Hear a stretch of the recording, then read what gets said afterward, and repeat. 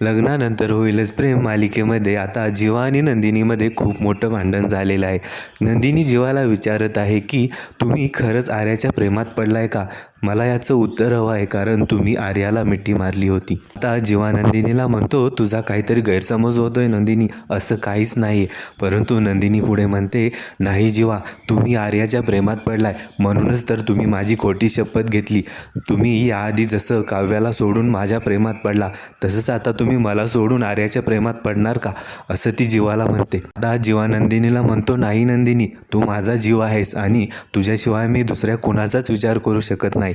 परंतु तरीसुद्धा नंदिनीला जीवाचं म्हणणं पटत नसतं. नंदिनी म्हणते, मी सरोगसी मदर म्हणून आर्याची निवड केली, हीच माझी सगळ्यात मोठी चूक होती.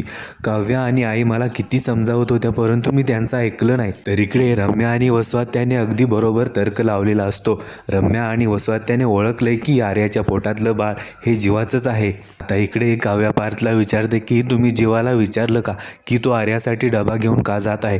यावर पार्थ काव्याला म्हणतो की आर्याचं पोट बिघडलं आहे म्हणून जीवा तिच्यासाठी डबा घेऊन जातोय. खरं तर पार्थ इथे खोटं बोलतो, कारण काव्याला टेन्शन येईल म्हणून तो खरं सांगत नसतो. आता काव्या म्हणते, नाही पार्थ, जीवा तुम्हाला उल्लू बनवतोय, जीवा खोटं बोलत आहे.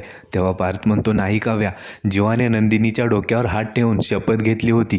तेव्हा काव्या म्हणते, पार्थ, ज्यावेळी त्याने शपथ घेतली त्यावेळी तुम्ही त्याचा दुसरा हात बघितला होता का?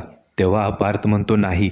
आता काव्या म्हणते, जीवा जेव्हा खोटी शपथ घेतो तेव्हा जीवा फिंगर क्रॉस करतो. आता मात्र पार्थला काव्याचा थोडा राग येतो. पार्थ म्हणतो, काव्या, हे सगळं तुम्हाला कसं काय माहीत? जीवाच्या सवय अजून विसरला नाही का तुम्ही? आता काव्यालाही राग येतो. उद्याच्या भागात आपण बघणार आहे जीवाने आर्याचं अबॉर्शन करण्याचा निर्णय घेतलेला आहे, कारण नंदिनी त्याच्यावर नाराज असते. तर इकडे पार्थ आणि काव्यामध्ये सुद्धा भांडण झालेलं आहे.